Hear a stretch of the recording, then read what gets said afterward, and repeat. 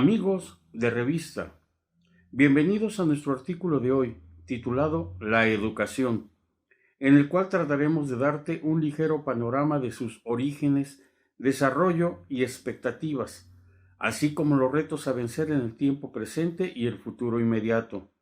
Vaya también este artículo como un humilde homenaje y reconocimiento para los miles de auténticos educadores y maestros que han hecho de su trabajo un verdadero apostolado. Así que, empecemos. Desde la más remota antigüedad y cuando los seres humanos sintieron la necesidad de unirse para vivir en sociedad y facilitar así sus primeras labores, como la de asegurar su supervivencia, surgió también la obligación de preparar a los jóvenes para los deberes religiosos, familiares, sociales y militares, sobre la base de principios y normas morales, a lo que se le denominó como educación, por lo que cuanto más alto es el nivel de civilización alcanzado por una comunidad, tanto más elevada es la educación que imparte a sus jóvenes. Los sistemas de educación más antiguos conocidos tenían dos características comunes: enseñaban religión y mantenían las tradiciones del pueblo. En Egipto, las escuelas del templo enseñaban, además de religión, los principios de la escritura, ciencias, matemáticas y arquitectura. En la India, donde surgió el budismo, la mayor parte de la educación estaba en manos de sacerdotes, método que se extendió después por los países del lejano oriente. La educación en China se centraba en la filosofía, la poesía y la religión, de acuerdo con las enseñanzas de Confucio, Lao Tse y otros filósofos. La Grecia antigua estaba dividida en numerosas ciudades-estados, independientes unas de otras. Las más importantes fueron Esparta y Atenas. No obstante pertenecer a la misma nación, ambas ciudades solo tenían en común la religión. Los espartanos se constituían exclusivamente como un pueblo de guerreros y la educación correspondía al Estado. A los 7 años el niño era separado de la familia y entregado directamente al Estado, y a partir de aquel momento se le sometía a una educación exclusivamente militar, adiestrándole en el manejo de las armas. Su instrucción se limitaba a aprender a leer, escribir y aprender de memoria las poesías de aquellos autores que celebraban las virtudes guerreras y el amor a la patria. Mientras tanto, en la ciudad de Atenas, la educación no se limitaba únicamente a los ejercicios físicos, fomentaban también las habilidades intelectuales, y la misión de educar correspondía solamente a la familia que velaba por la formación del niño. A los 7 años de edad, los niños comenzaban su vida escolar. Había 2 clases de escuelas, la de música, así llamada, porque en ellas se impartían las disciplinas que se hallaban bajo la protección de las musas, donde se dictaban clases de historia, ciencias, poesía, arte dramático, canto, danza y música, y la de gimnasia, donde los jóvenes atenienses se ejercitaban principalmente en el pentatlón, base de su armoniosa formación física. Al cumplir los 18 eran adiestrados en el servicio militar y finalmente a los 20 se les admitía en la vida política después de haber prestado juramento al Estado. Fueron los filósofos Sócrates, Platón, Aristóteles y Sócrates principalmente los pensadores que influyeron en su concepción educativa, razón por la cual la educación ateniense fue mucho más equilibrada y completa que la espartana. Para los romanos, 2 eran las instituciones en las que basaban su poderío: la familia y el Estado. Según ellos, el poderío de un Estado dependía solamente de la sólida estabilidad de las familias que lo componían. Creían firmemente que un niño habituado a obedecer a sus padres llegaría a ser un ciudadano respetuoso de las leyes. Ponderable era, pues, el valor que en la antigua Roma se atribuía a la familia y vital la importancia que se le concedía a esta en la educación, dado que para ellos el principal educador era el padre de familia, a quien correspondía infundir en sus hijos las normas más elementales de una vida honorable. La madre, que merecía la máxima consideración, colaboraba con aquel en la educación de los hijos. En el siglo III a.C., fueron habilitadas en Roma escuelas elementales llamadas ludi, donde un maestro se sentaba en una silla con respaldo llamada cátedra, y los alumnos sobre bancos a su alrededor para enseñarles a leer, escribir y hacer cuentas. Más adelante se crearon las escuelas superiores de gramática y de retórica. La enseñanza de la gramática permitía a los jóvenes hablar fácil y correctamente mediante el estudio de los escritores griegos y latinos. Las escuelas de retórica los preparaban para la vida política. De ellas egresaron los mejores funcionarios del Estado y numerosos gobernadores de provincias. Casi todos los emperadores dieron importancia a la educación. Vespasiano fundó una escuela superior que en los tiempos del emperador Adriano recibió el nombre de Ateneo, palabra que significa santuario de la diosa Atenea, y que se ha aplicado a instituciones científicas y literarias dedicadas a elevar el nivel intelectual de las personas por medio de discusiones, conferencias, cursos y lecturas. Se cree que el primer Ateneo lo fundó el emperador Calígula en León, en el que se establecieron cursos de elocuencia griega y latina, que incluían humanidades y retórica. La educación romana transmitió al mundo occidental el estudio de la lengua latina, la literatura clásica, la ingeniería, el derecho, la administración y la organización del gobierno. En el pueblo judío, Jesucristo predicó a las multitudes un sentido nuevo de la perfección humana que implicaba nuevas normas en el campo de la pedagogía. De acuerdo con la doctrina enseñada por él, no es suficiente que el hombre se limite a ser un soldado valiente o un ciudadano capacitado para servir a su patria, sino que es necesario además la observancia de las leyes de Dios que se centran en el amor y respeto al prójimo para merecer el reino de los cielos, la vida en consonancia con la fe. Al predicar esto, Jesús había iniciado un nuevo método educativo en donde el educador debe amar, respetar y orientar a sus discípulos con la palabra y el ejemplo, originando con esto el fin de los sistemas rigurosos e inhumanos como se practicaban en Grecia y en Roma. Durante los primeros siglos de influencia cristiana fueron fundadas muchas escuelas monásticas. La base de conocimientos se centralizaba en las 7 artes liberales que se dividían en el trivium, formado por la gramática, la retórica y la lógica, y el quadrivium, que era compuesto por la aritmética, la geometría, la astronomía y la música. En el periodo comprendido entre los siglos VIII al XI, los musulmanes y los judíos instalados en la península ibérica desempeñaron un papel crucial, pues no solo promovieron la educación dentro de sus propias comunidades, sino que actuaron también como intermediarios del pensamiento y la ciencia de la antigua Grecia con los estudiosos europeos. Los centros de Toledo y Córdoba en España atrajeron a estudiantes de todo el mundo civilizado de la época para el estudio de la filosofía, las culturas clásicas de Grecia y Roma, las ciencias y las matemáticas. También Babilonia había tenido academias judías durante muchos siglos. Persia y Arabia, desde el siglo VI al IX, tuvieron instituciones de investigación, además del estudio de las ciencias y el lenguaje.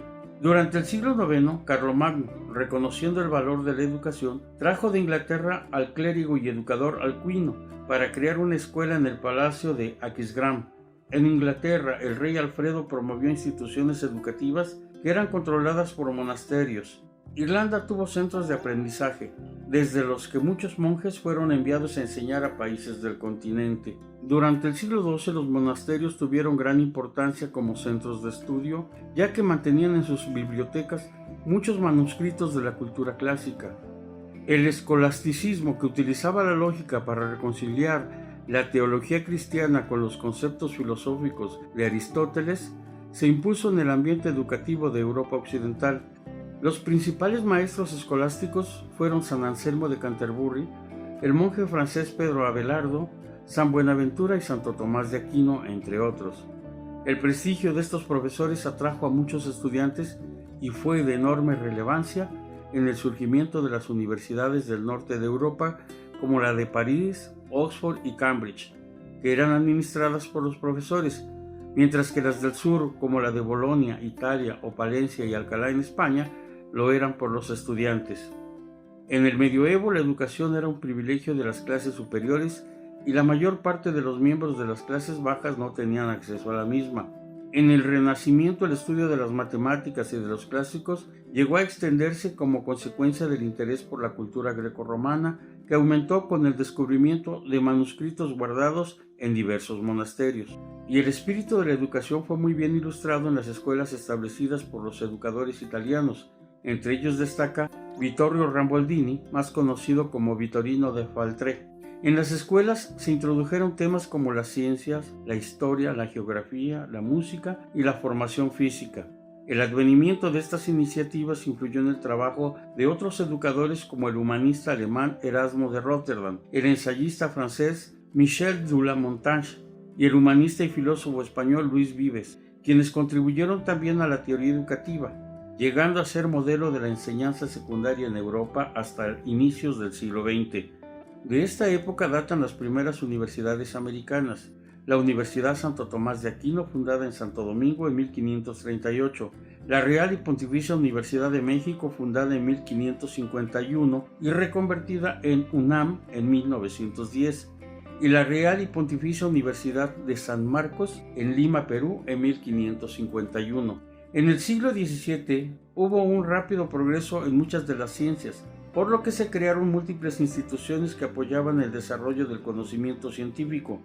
El educador alemán Wolfgang Reitke inició el uso de nuevos métodos para enseñar más rápidamente la lengua vernácula, las lenguas clásicas y el hebreo.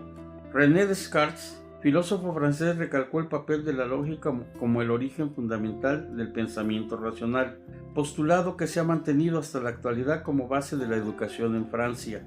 La importancia de la ciencia se manifestó en los escritos del filósofo inglés Francis Bacon, que fundamentó los procesos de aprendizaje en el método inductivo que anima a los estudiantes a observar y examinar de forma empírica objetos y situaciones antes de llegar a conclusiones sobre lo observado. El educador francés San Juan Bautista de la Salle, fundador del Instituto de los Hermanos de las Escuelas Cristianas en 1684, estableció un seminario para profesores y fue pionero en la educación sistemática. El educador más destacado del siglo XVII fue Jan Komensky, obispo protestante de Moravia, más conocido con el nombre latino de Comenio, el cual tenía como objetivo educativo enseñar todo a todos, postura que se conoce como pansofía.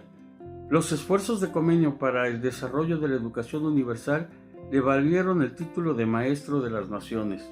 En el siglo XVIII fue Jean-Jacques Rousseau, nacido en Ginebra, quien insistía en que los alumnos deberían ser tratados como niños más que como adultos en miniatura, y que se debía atender a la personalidad individual. Otra de sus propuestas era la de que el estudio de la naturaleza y de la sociedad deberían ser por observación directa.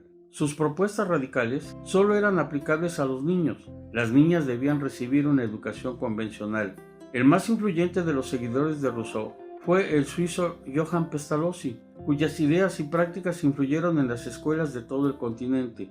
El principal objetivo de Pestalozzi fue adaptar el método de enseñanza al desenvolvimiento natural del niño. El siglo XIX fue un periodo en que los sistemas nacionales de escolarización se organizaron en el Reino Unido, Francia, Alemania, Italia, España y en otros países europeos. Las nuevas naciones independientes de América Latina, especialmente Argentina, México y Uruguay, miraron para Europa y los Estados Unidos buscando modelos para sus escuelas.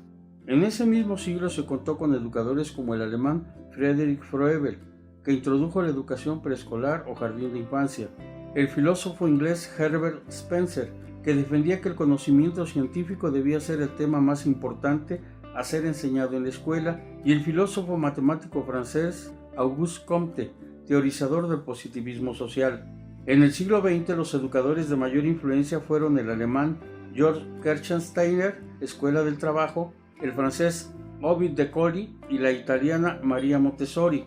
Y en los Estados Unidos tuvo una enorme influencia el filósofo y educador John Dewey, cuyo programa de enseñanza llegó a ser el método principal de instrucción durante muchos años en las escuelas de los Estados Unidos y ejerciendo amplia influencia en los sistemas educativos de los países de América Latina, por lo que el siglo XX estuvo marcado por la expansión de los sistemas educacionales de las naciones industrializadas. El siglo XXI tiene como reto contar con nuevos métodos y con profesores competentes para los mismos, pues la enseñanza de hoy está poniendo en evidencia una situación de crisis en los modelos actuales, ya por la formación como por la proyección profesional de los formadores.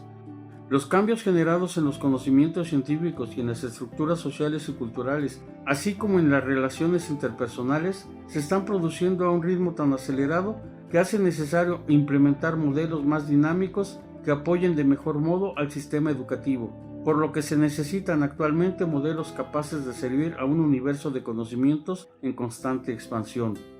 Mas las nuevas tecnologías de la información y la comunicación pueden ser herramientas muy útiles para este fin, ya que permiten nuevos modos de expresión y por tanto nuevos modelos de participación y recreación cultural sobre la base de un nuevo concepto de alfabetización. Otro gran reto a superar que enfrenta la educación actualmente es el ocasionado por la pandemia del COVID-19, que ha venido a alterar las actividades normales del género humano y por consecuencia de las escuelas, al obligar a estudiantes y maestros a realizar sus actividades en forma no presencial, poniendo de manifiesto además las grandes diferencias entre quienes tienen facilidades para acceder a las nuevas tecnologías y aquellos que por su situación económica y condiciones de hábitat carecen de este importante recurso, lo que obliga a implementar formas de enseñanza que impidan ampliar estas desigualdades, que pueden desencadenar acciones violentas. Por lo pronto se ha tenido que recurrir a la enseñanza como en el principio, en casa y bajo la dirección de los padres, en apoyo de los maestros que a distancia dan sus lecciones. Citando lo que dice la Biblia en el libro del Eclesiastés, capítulo 1, versículos 9 y 10. Lo que fue, eso será. Lo que se hizo, eso se hará. Nada nuevo hay bajo el sol.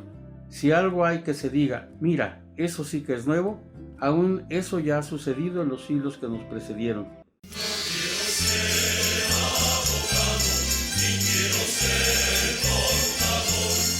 Bueno, eso es todo por hoy, amigos. Espero con este artículo haberte dado un ligero panorama sobre el origen de la educación, su evolución y los desafíos a los que actualmente se enfrenta.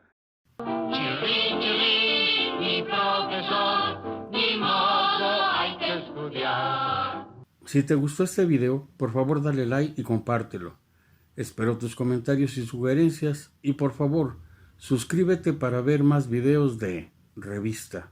Que el Señor nos bendiga y nos guarde, ilumine su rostro sobre nosotros y nos sea propicio siempre, y hasta el próximo.